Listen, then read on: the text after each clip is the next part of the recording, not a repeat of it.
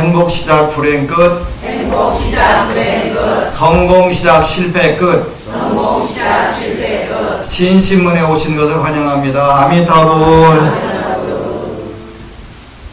이제 오늘은 일단은 여러분들과 지난 36회간 불설 아미타경 소요해 같이 공부를 했는데, 소는 원효대사께서 지으신 것이고 요해는 지옥대사께서 쓰신 것인데, 오늘로 36강은 요 마무리 짓고 일단 중간에 다른 강의를 조금 한 뒤에 무량수경과 관무량수경으로 108강을 꼭 할 거예요. 그래서 이제 그 전에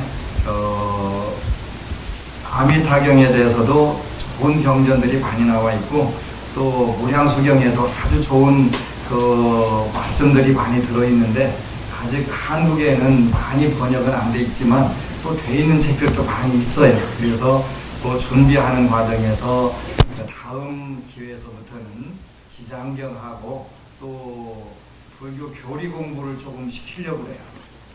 불교 교리가 대만의 불광산사에서 나온 교리라는 책이 있는데, 너무 잘 돼서 이런 책들이 좀 많이 나왔으면 좋겠다 하는 생각이 들어서 이제 일부는 편절을 해가지고 또 번역하는 부분들 해가지고 같이 지장경하고 인과법 이런 강의를 해드릴 거예요.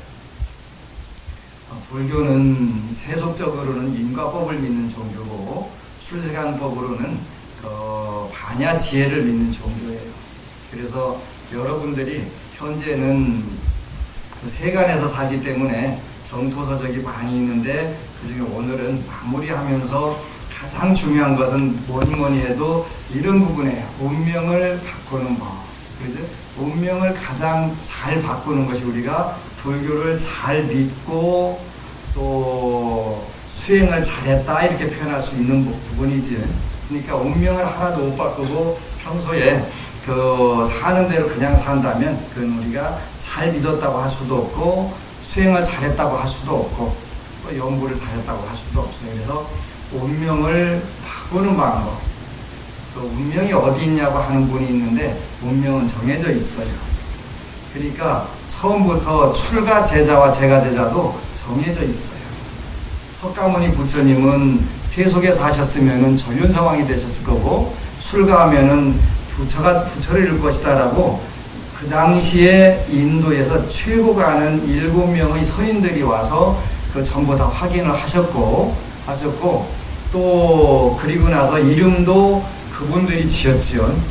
그랬단 말이에요. 나중에 오비부 중에 그때 그 자리에 있었던 선인이 계셨지요.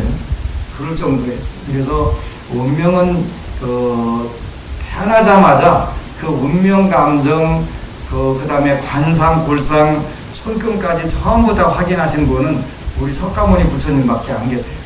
그래서 운명이라는 건 있는 거예요. 석가모니 부처님이 만약에 세속에 사셨다면 당연히 전륜성왕이 되셨겠지. 세계를 통치하는 전륜성왕이 되셨는데, 출가를 하게 되면 부처를 이룰 것이다 이렇게 정해져 있었단 말이에요. 정해져 있었단 말이에요.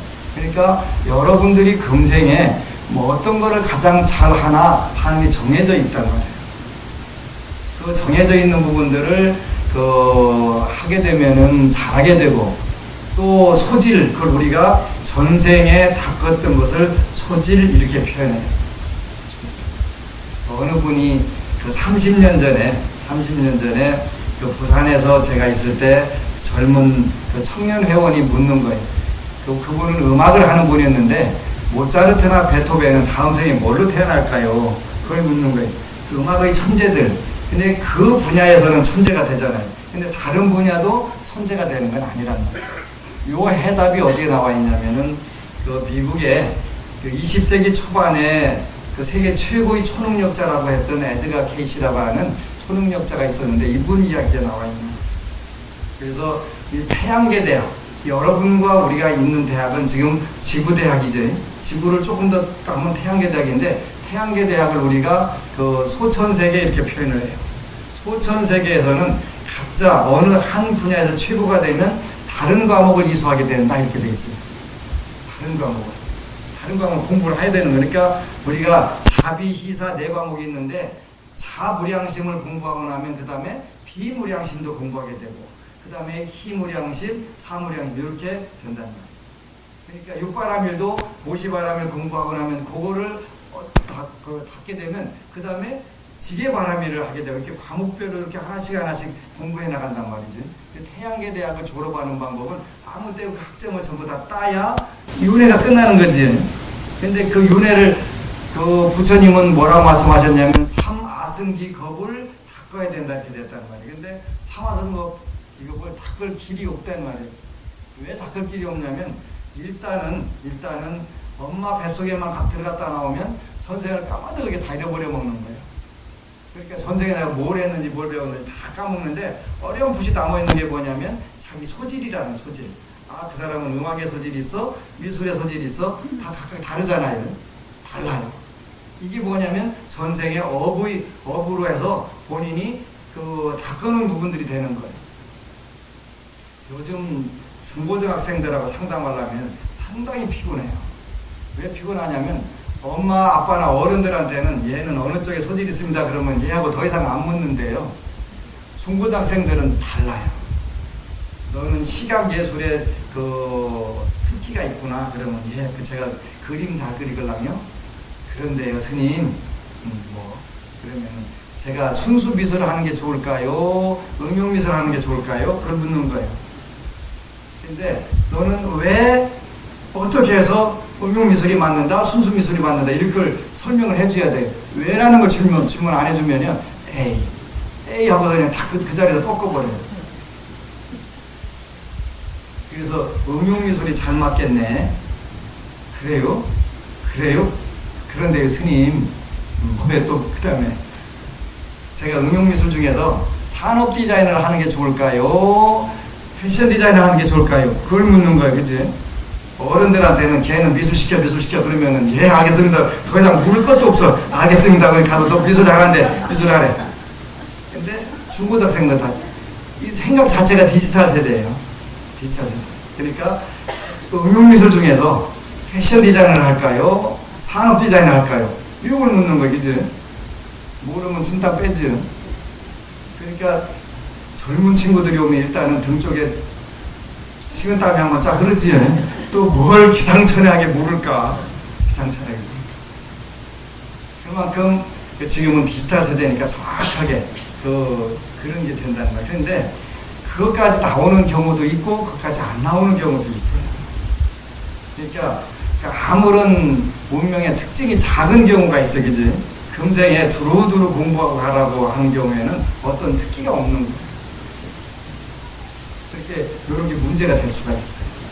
그런데 어쨌든 간에 우리가 전생에 닦은 것을 소질이라고 한다. 그래서 그 소질이 어느 쪽에 있느냐에 따라서 그걸 찾아주게 되면은 자녀들이 굉장히 빠르게 성취를 할 수가 있다. 소질이 찾아주는 그게 전생의 업이니까. 아주 기상천외한 분도 있긴 있더라고요.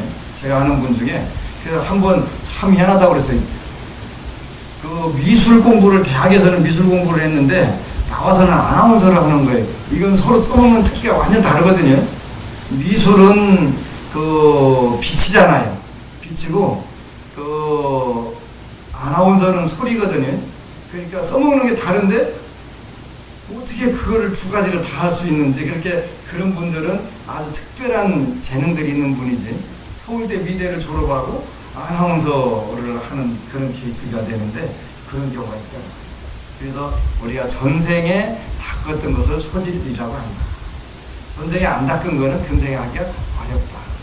이제 월드컵 축구를 하는데 보면은 타고난 사람하고 안 타고난 사람하고 어느 수준까지는 노력하면은 비슷하게 간대요. 달리기도 그렇대. 달리기도 그렇고 축구도 그렇고 하다못해 철봉 잡아당기기도 턱걸이도 그렇다는 거예요.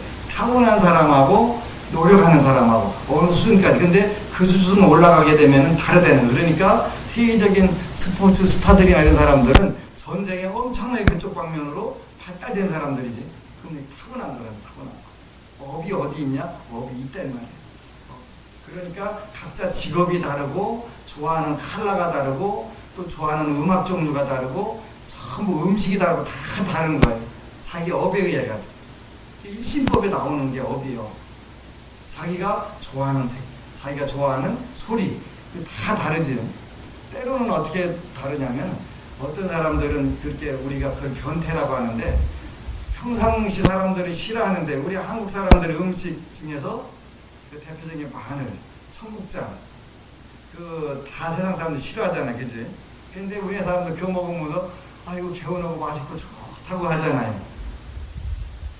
그 색깔, 그 냄새마다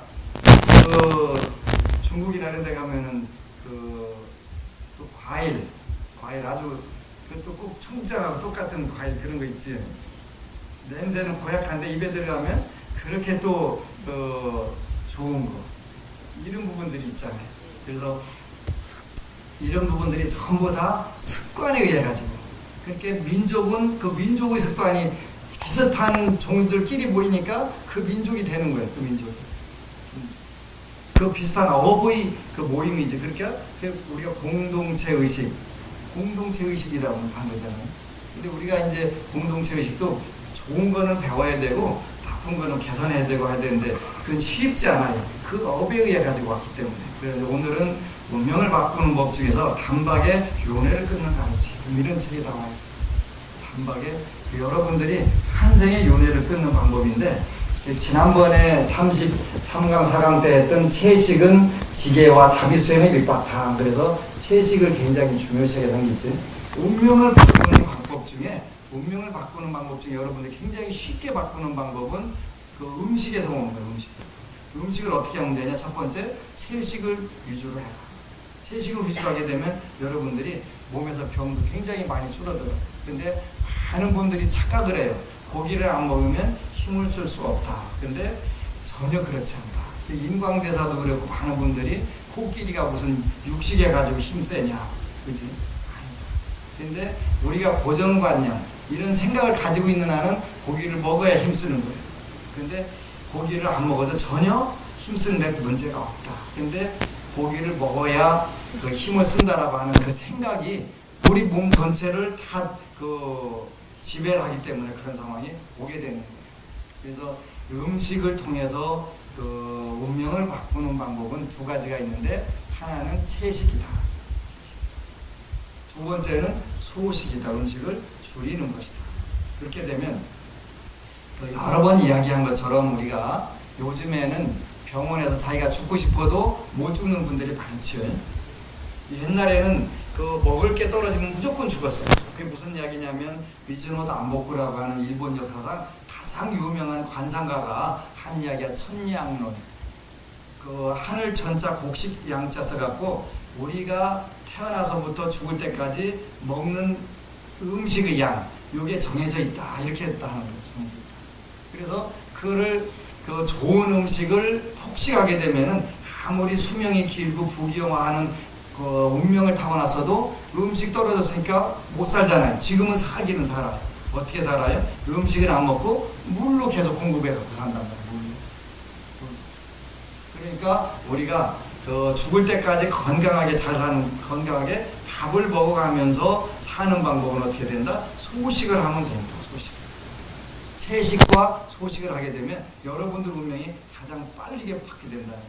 저는 그 육체적 노동을 하기 때문에 음식도 많이 먹어야 되고 고기를 수시로 먹어야 됩니다. 그럴 경우에는 단박에 안 끊어지니까 조금씩만 줄이라는 거예요. 약간씩만. 그래서 몸이 속게 반 숟가락씩만 줄이면 그러다가 이제 나중에 완전 줄여버리고 안 먹어도 되겠지. 줄이면. 이렇게 임진왜란 때 승병장 하셨던 분이 두 분 계시잖아요. 서산대사하고 사명당하고 두 분이 계셨잖아요. 이분들은요, 그 대나무도 이제 막 큰 솔나무도 그냥 넘어댕기셨대. 그리고 어떻게 연습을 하셨냐 그랬더니 대나무 있잖아요. 대나무 죽순 나오는 거 밤새도록 이리 뛰고 하는 거예요. 이제 대나무가 클수록 자꾸 커지잖아요. 그러면 높이뛰기를 계속 연습하다 보니까 어느 날 대나무가 그 3m가 되든 10m가 되든 뛰어넘는 거 연습해가지고 모르는 사이에 뛰어넘는 거예요. 그리고 이제 큰 바위도 들 수가 있는데 어떻게 들냐면 이제 작은 돌부터 하나씩 들었다 놨다 해갖고 나중에 큰 바위도 들었다 놨다 할 수가 있지. 그 연습하는 거, 연습. 우리가 업이 됐든 습관이 됐든 그런 현실적인 훈련이 됐든 간에 그거를 그렇게 바꾸는 거예요. 바꾸는. 그러니까 된다는 거지. 그래서 그 인류 역사에 큰 역할을 남겼는데 밥이 됐든 음식이 됐든 처음에는 조금씩만 줄여가지고 그 몸이 못 알아차리게 해놨다가 이제 나중에 그냥 하루에 쌀 한 톨씩만 이렇게 먹고 이렇게 하는 방법도 있겠지. 그것까지는 제가 책임 안 져요. 이렇게 그래서 그 채식을 통해서 소식을 통해서 우리가 운명 바꾸는 방법이 굉장히 중요하다. 그 미즈노 담보쿠라고 하는 분이 일본에 있었던 데는 200년 전인데 그때는 일단 자기가 먹을 곡식이 떨어지면 아무리 부귀 장수한 상이라도 좋은 음식을 폭식가 있기 때문에 그 천냥 양식이 떨어져 가지고 그냥 그건 무조건 죽는 건데 지금은 그 곡식이 떨어져도 곡기가 떨어져도 그 각종 영양제라든가 이런 걸로 수명을 연장하는 경우가 있지. 그래서 자기 명이 남아 있는 거를 이어가는 경우들이 많게 된다는 말이에요. 여러분들이 죽을 때까지 곡기를 끊지 않고 사는 방법은 줄여라, 음식을 줄여라 하면 반드시 이루어진다 그런 거지.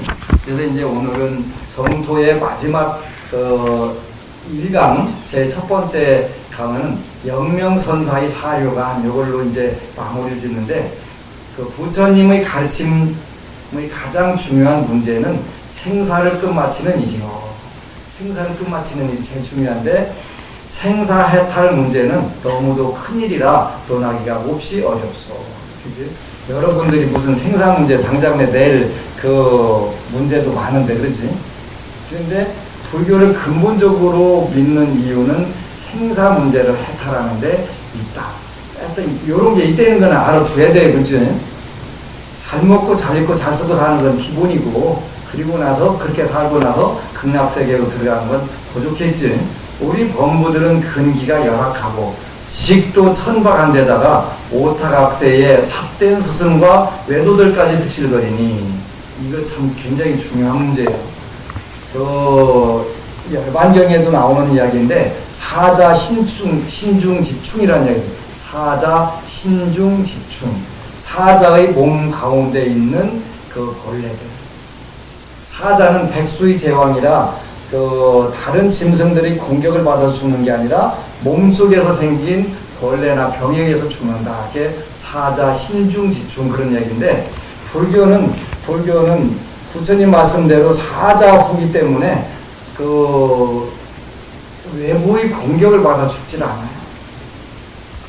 어제 인터넷 보니까 참 재밌는 글이 하나 올라왔더라고요. 우리가 대한민국 국민들이 모두 다 안타깝게 생각하는 최진실이라고 하는 탤런트, 그 다음에 조성민이라고 하는 제 후배 야구 선수, 이 친구 관련해갖고 어머니가 최진실 탤런트에 어머니가 나오셔갖고 어디 힐링 캠프에 나와가지고 그런 말씀을 했더만요. 둘이 사귄다고 그래서 안 되겠다 싶어가지고 북한산에 어느 절에 노스님께 가서 궁합을 봤더니 둘 다 죽어. 절대 결혼시키면 안 돼. 그랬다는 거예요. 그러니까 이거는 조금만 공부를 한 스님이라면 또 조금만 공부를 한 도사라면 다 알 수 있는 부분들인데 우리 사회에서 그동안 궁합이 어디 있어? 그런 게 어디 있어? 했는데 그 이야기를 해서 앞으로 이제 젊은이들한테 굉장히 큰 경종이 되겠더라고요. 경종이 되겠더라고요. 궁합 보는 열풍이 부를 것 같아요.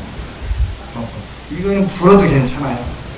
궁합 보는 열풍이 불어야 이혼율이 떨어지게 돼 있어요. 그게 안 되면 이혼율이 우리가 부동의 1등을 할 수밖에 없는 거예요. 근데 이미 예언된 거잖아요. 둘 다 죽으니까 시키지 마라. 근데 문명이 끄는 힘이 더 강했었는지 안타깝게 우리 대한민국 국민들이 전부 다 안타깝게 생각을 했잖아요.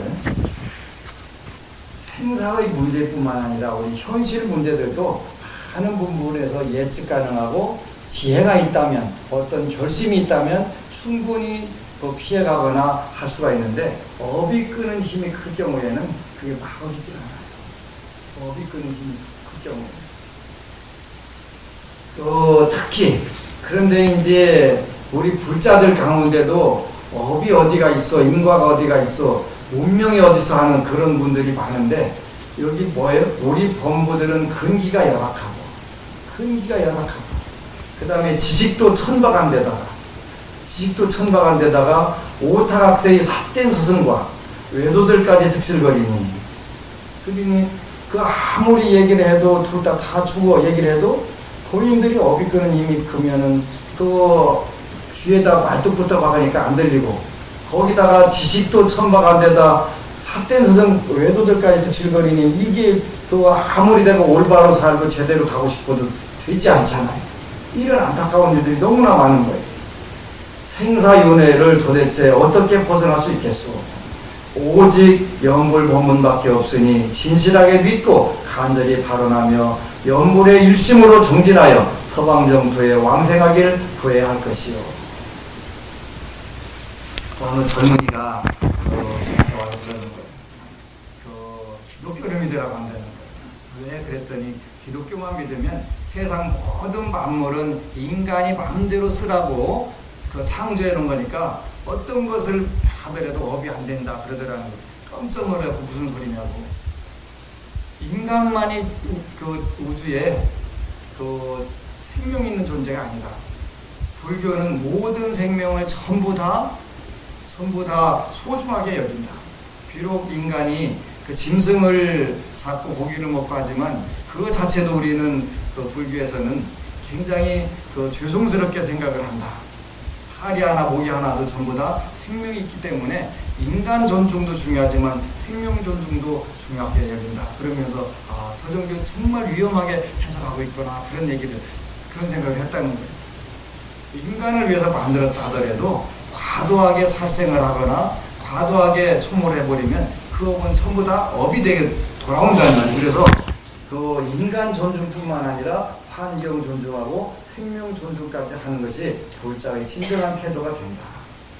불법 가운데 방편법문이 많으며 참선을 하거나 교리를 공부해도 모두 생사를 해탈할 수 있는데 왜 굳이 연보를 꼭 하라고 권하겠소? 왜냐하면 참선이나 교리 공부 등은 모두 완전히 자신의 힘에 의지하는데 연불법문은 부처님의 원력 가피를 함께 의지하여 훨씬 확실히 보장되기 때문이다. 굉장히 중요한 거예요. 여러분들 힘으로 할 수 있는 부분들이 원칙적으로 없어요. 없다고 빨리 포기할수록 좋아요. 저는 일찍이 병고, 사고, 죽음의 병고와 죽음의 괴로움으로부터 이거는 내 힘으로 해결되지 않는 것이구나 라고서 깨닫고 나서 그 다음부터 다른 길로 가게 됐는데 바다를 건너는 일에 비유하자면 자력에 의하는 참선이나 교리 공부는 홀로 헤엄치는 것과 비슷하고 부처님의 가피력에 의존하는 연불은 큰 여객선을 타는 것과 같소. 몸소 헤엄치다 보면 거센 파도에 휩쓸리거나 기력이 다해 침몰할 염려가 크지만 큰 여객선을 타면 저편 목적지에 틀림없이 닿게 될 것이요. 이 두 가지의 안전성과 효율성은 누구나 쉽게 비교할 수 있습니다. 안전성과 효율성 우리가 따져봐야 돼요. 근데 왜 불자들은 그렇게 이걸 따지려고 안 하는지 모르겠어요. 머리 나쁜 나도 따질 줄 아는데 안전성과 효율성 굉장히 중요하거든요. 어느 불자가 와가지고 얼마 전에 어느 방송국에서 안심정사로 성지순례 철야기도를 하러 와서 제가 그런 법문을 했어요. 저는 제일 좋은 게 뭐냐면 조금 기도하고 많이 받는 게 제일 좋더라. 그랬더니 본인들도 다 그렇대. 이분들이 상당히 머리가 깬 분들이더라고요. 어느 등신은 안 그러거든요. 생각보다 안전성과 효율성을 전혀 무시하는 등신들 되게 많아요. 에이, 연불이라 하는 스님이잖아요. 스님도. 그렇다고 해가지고 그래 너는 소원성취 안 되는 게 잘 되는 거냐 그랬더니 그렇지는 않대. 칼국수가 많이 팔렸으면 좋긴 하겠다는 거야.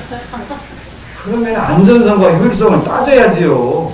왜 부자들은 안 따지나 모르겠어요. 따져야 된다니까요. 뭘 해갖고 조금 해갖고 많이 버냐. 여러분들은 조금 일하고 많이 버는 거 싫으세요? 저는 좋아요. 저는 좋아요.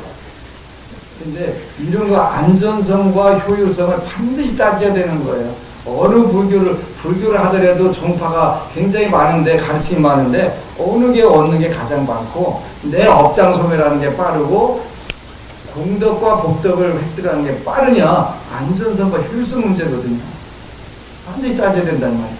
결론을 말하면, 자신의 힘에 의지하는 참선으로 도를 깨닫고 생사윤회를 마치기란 근기가 아주 뛰어난 대가가 아니면 정말 쉽지 않소. 근기가 아주 뛰어난 대가가 아니면 정말 쉽지 않소. 반면 연불로 정토왕생을 구하는 법문은 단지 믿음과 발언만 진실하고 간절하며 수행을 굳게 지속해가면 생사를 보상할 수 있게 돼요.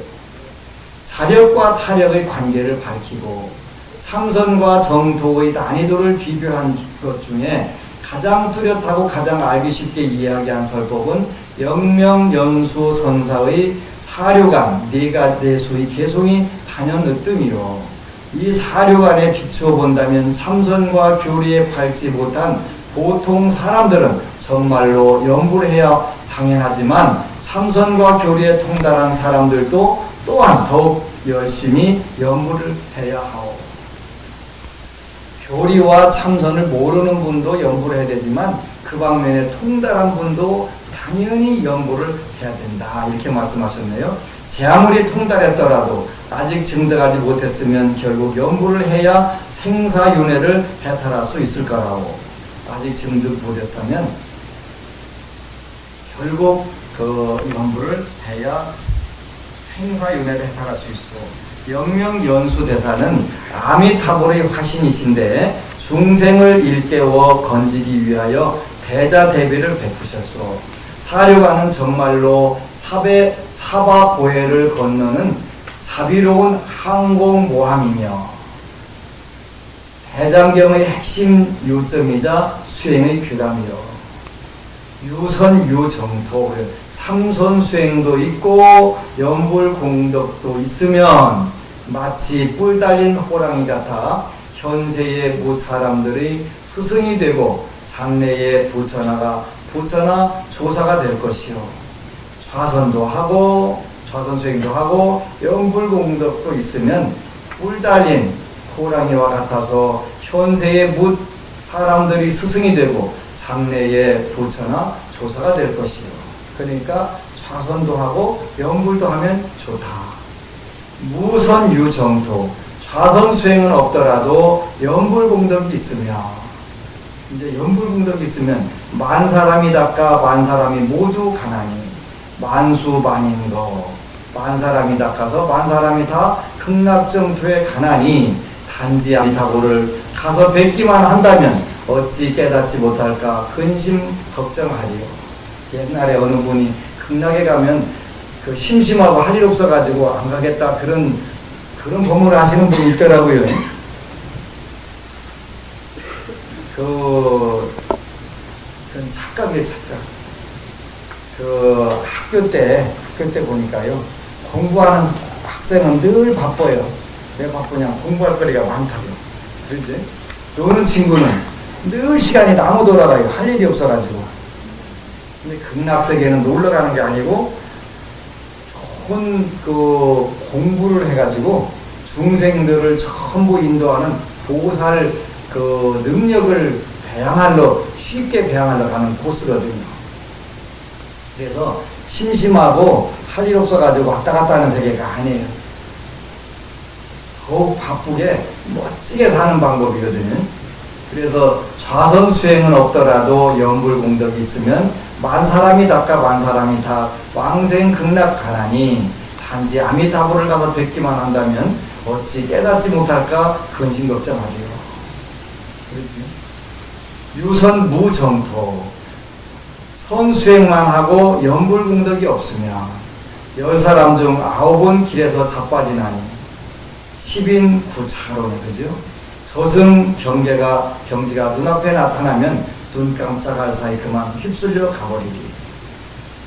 선수행만 있고 연불공덕이 없으면 10사람 중 9사람은 길에서 자빠지나니 저승경지가 눈앞에 나타나면 눈 깜짝할 사이 그만 휩쓸려 가버리리.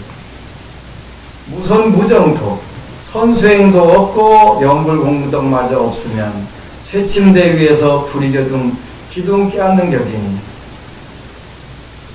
철상병철주네 그러죠. 쇠침대 빨갛게 불 달아있는 쇠침대.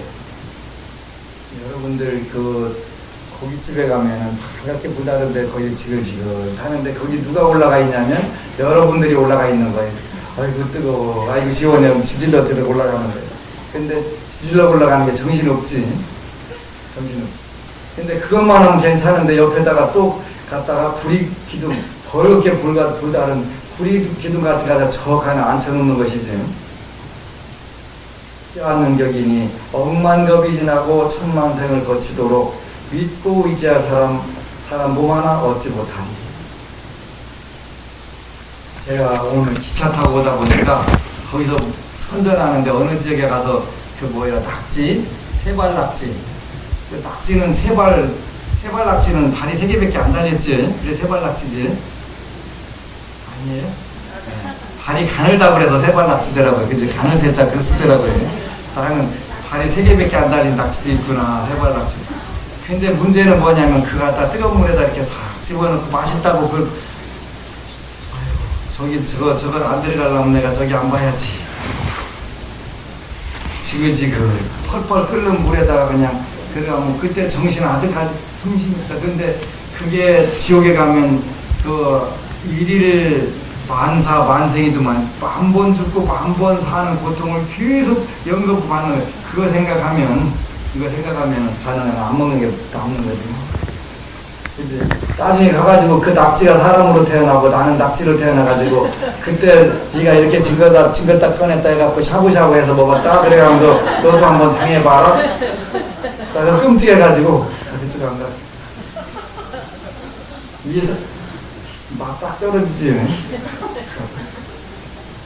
이 사료간의 의미를 분명히 이해하려면 먼저 무엇이 선이고 무엇이 정토이며 믿고 없고가 무슨 뜻인지를 정확히 알아야 하고, 선이란 사람들이 본래부터 갖추고 있는 진여불성으로 선종에서는 부모가 낳아주기 전의 본래 진면목이라 일컫소. 선종에서는 말을 다 갈파하지 않고 사람들에게 직접 참고하여 스스로 얻도록 유도하기 때문에 이렇게 표현했을 따름이요. 실제로는 주체도 없고 객체도 없으며 고요하면서도 밝게 비추는 무념무상의 신령스런 지각, 영지이자 순수하고 진실한 마음짜리 순진심체요. 선이란 우리 본래부터 갖추고 있는 진여불성을 꺼내 쓰는 것인데 이게 쉽게 꺼내지질 않지요. 그래서 최고의 그 천재들만 그냥 역사상에 몇 명이 증득한 자료들이 있지요. 근데 문제는 그 최상승 이게만 필요한데 여러분들이나 저는 아까 이야기한 것처럼 상승이 아니에요. 최하승이라고 보시면 돼요. 그리고 말법 시대 박복중생이라고 했잖아요, 그죠? 여러분 천재 아니에요. 저도 아니고. 그건 천재들이니까 그 육조 해능 스님처럼 그냥 일자 무식에서도 한마디 탁 알아듣고서 다 깨달으면 천재거든요. 그건 천재예요. 천재들끼리 한 얘기예요. 근데 혹시 자신도 천재가 아닐까라고 착각을 해가지고 천재 같으면 일단은 IQ가 좀 높아야 돼요. 그죠? IQ가 2자리 수밖에 안 되는데 무슨 천재? 아니걸라네. 천재들은요 생각하는 차원이 달라요. 우리하고 똑같이 생각 안 해요. 다르게 생각합니다.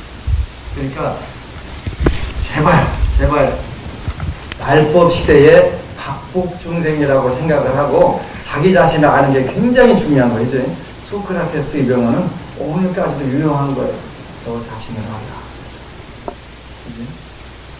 정토란 정토 삼부경의 가르침을 깊이 믿고 나무아미타불의 명호를 지송하여 서방정토에 왕생하기를 간절히 발언하는 법문을 가리키요.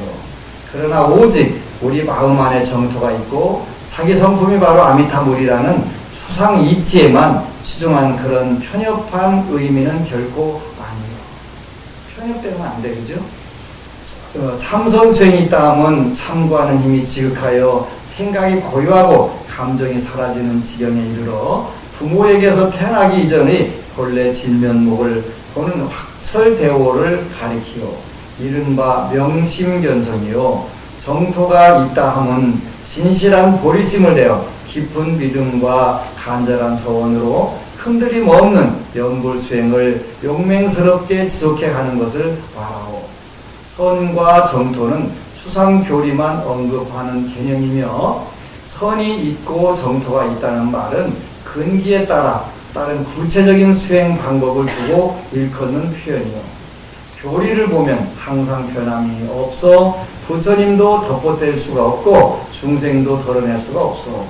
하지만 근기에 따른 수행은 모름지 교리에 의해 실천을 시작하고 실천이 지극히 무르익어 교리를 체득함으로써 그것이 진실로 자기 안에 존재함을 증명해야 하고. 그렇지? 우리가 틀림없이 여러분들과 제 마음이 부처라는 건 맞다라고 그랬어요. 근데 부처인 건 맞는데 문제는 뭐냐면 쓰는 것은 아니라는 거예요. 여러분들이 제가 부처의 마음을 과연 쓰고 있을까요? 못 쓰고 있지. 못 쓰고 있어요. 부처님 마음에는 탐내고 성내고 어리석고 교만하고 의심한 게 하나도 없어요. 우리는 마음을 어떻게 쓰냐면 그 탐욕 자체로 쓰고 화내는 것 자체로 쓰고 다 그렇게 쓰잖아요. 그렇지? 아니라고 착각을 하는 경우가 있어요. 순간적으로. 두 종류의 사람들은 착각을 해요. 하나는 제정신이 아닌 사람들. 또 하나는 머리가 엄청 실이 상상도 못할 정도로 나쁜 분들이 종종 있어요. 그런 분들은 착각을 해요. 심즉십을 맞아요. 마음이 부처 맞아요. 그런데 쓰는 것이 문제가 되는 거예요. 그래서 여러분들이나 저나 수행의 단계에서는 다르다는 거예요. 꼭 그걸 기억을 하는 거예요. 두 쌍의 용어는 표현이 서로 비슷한 것 같지만 실제로 크게 다르고 마음이 부처가 되는 건 맞지만 마음을 쓰는 것이 부처가 돼야 되는 것이지. 그래서 용심성불이라고 하는 게 중요한 것인데 이거는 여러분들이 현실 사회에서 조금씩 써먹어가면서 연습 훈련을 해가는 거예요. 깨달으면 곧 생사가 없다는 말은 전문가의 표현이 아니요. 깨달음이란 마음의 눈을 뜬 것에 불과하며 깨달은 뒤에 비로소 진실한 수행과 실제 증험이 길이 펼쳐지게 돼요. 이거 우리 대한민국 분들 가장 착각하는 부분이에요. 깨달으면 곧 생사가 없다는 말은 대가의 표현이 아니에요. 깨달음이란 마음의 눈을 뜨는 것에 불과하며 마음의 눈을 뜬 거예요. 그죠? 깨달은 뒤에 비로소 진실한 수행과 실제 증험이 길이 펼쳐지게 돼요. 여러분을 다 깨달을 수 있어요. 아, 이렇게 하면 안 되는구나. 그거 깨닫는 거예요. 어느 어린애가 스님한테 갔는데 그 스님이 머리를 탁 때린 거예요. 알겠느냐? 그러니까 얘기가 알겠습니다. 뭘 알았느냐? 그랬더니 맞으면 아프다는 걸 알았습니다. 깨달은 거예요. 깨달은 거. 맞으면 아프다는 걸 깨달은 거예요. 굉장히 중요한 거예요. 있잖아요. 단순하지만 그걸 알은 깨달은 거예요. 근데 깨달은 것이 전부가 아니라는 거기서부터 그 오후 수을 해갖고 깨달은 후서부터 진정한 수행이 여기서부터 시작된다는 거예요. 그죠? 진실한 수행과 실제 증험의 길이 펼쳐지게 돼요. 깨닫지 못한 자는 눈먼 소경이 길을 가는 것처럼 맹목적이고 미신적인 수련으로 악마의 구렁텅이에 빠져들 위험이 매우 크고, 그래서 먼저 마음의 눈을 뜨고 깨닫는 공부가 수행의 첫걸음으로 매우 요긴한 것이요. 선호, 후수 이런 뜻이 있어요. 그래서 이렇게 하나하나 하여튼 여러분들이 뭘 하든지 간에 다 깨달음을 통해 가지고 그 다음에 변화시켜 나갈 수가 있잖아요. 이런 부분들을 말하는 거예요. 그래서 이 부분들은 전부 시간이 안 돼서 강의를 못 해드리니까 책을 읽으면 되지. 책을 읽으면 돼. 굉장히 중요한 거예요. 우리 불자들 아주 억시게 그 책 안 읽으니까 엄청 실이 무식한 거예요. 거기다가 또 그 사회 영향력 있는 스님들이 책 읽지 말라고 하니까 책을 안 읽는 민족은 미래가 없어요. 종교도 마찬가지예요. 여러분들 큰 서점 가보세요. 타종교 서적들 얼마나 많은지 모르잖아요. 근데 불교단 가보세요. 없어져요.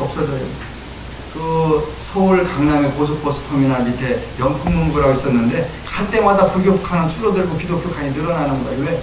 불자들 책 안 읽거든요. 책 안 읽는데 어떻게 유식하고 잘 되겠어요? 잘 될 수가 없어요. 책 안 읽고 독서 안 하는 민족이 독서 안 하는 종교가 미래가 어디가 있어요? 그러잖아요. 제발 읽으세요. 읽으세요. 문명 바꾸는 방법들이 여기 다 들어있어요. 그죠? 다 들어있어요. 들어있다니까요. 그래서 여러분들이 문명 바꾸는 방법 구체적으로 쉬운 거예요. 굉장히 쉬운 건데 읽기만 하면 다 할 수 있는 거예요. 그리고 안 되는 건 저한테 와서 설명 들으면 되잖아요. 이런 좋은 부분들이 있는데 우리가 안 읽고 맨날 마음이 부처라는 타령만 하고 앉아있는 마음이 부처면 뭐예요? 쓰는 게 중생인데 쓰는 게 차라리 중생만 또 묻었네. 마음 쓰는 거는 우리 불자들이 과연 마음 잘 쓰나 안 쓰나 보면 되잖아요. 해주해보는 거예요. 우리가 마음 쓰는 것이 부처야 된다니까. 아는 거 필요 없다니까요. 아는 게 힘이 되지요. 되는데 실천할 때 힘이 붙는 거잖아요. 그래서 우리가 정토 100강 중에 36강 1차를 마치면서 여러분들은 꼭 그 불서들을 많이 읽고 깨닫고 못했고 하는 건 나중에 제가 책임져 드릴게요. 극락만 가면은 그 책임지고 말 것도 없거든요. 그러니까 걱정하지 말고 그래 만고의 진리가 걱정 말고 만고의 참 이름 잦은 거예요. 걱정 말고 기도하시면 돼요. 그래서 모쪼록 다른 거 하는 시간에는 불서들을 여러분들이 다 흔들고 있어요. 지하철에서 책 읽는 거는요 보면은 전부 다 기독교인들 불자들 다 책 읽는 모습을 못 봤어요. 무식한 종교 아닌 거예요. 무식한 종교. 그러니까 인과가 어디가 있냐, 업이 어디가 있냐, 운명이 어디 있냐 그런 얘기 나와서 대중강의를 하는 거예요. 그래서 모쪼록 그런 강의들을 못 오게 하는 방법들은 여러 불자들이 깨야 되는 거예요. 불자들이 깨어 있어야 돼요. 불자들이 정확하게 딱딱 찍어주면 못 하는 거예요. 어느 스님한테 극락은 아라함만 간다 그래가지고 가서 물었다는 거예요. 정토서에 그 상근이 다 간다고 그랬는데 왜 그렇게 하냐 했더니 그 스님이 대답을 못하더라. 그 다음부터는 그 몸은 못하잖아요. 그렇게 막 일방을 막 아시겠지? 네. 여러분들이 희망이에요. 여러분들이 아시겠죠? 네. 여러분 사랑합니다. 네가 안 하면 또 누가 따지러 와가지고 고쳐.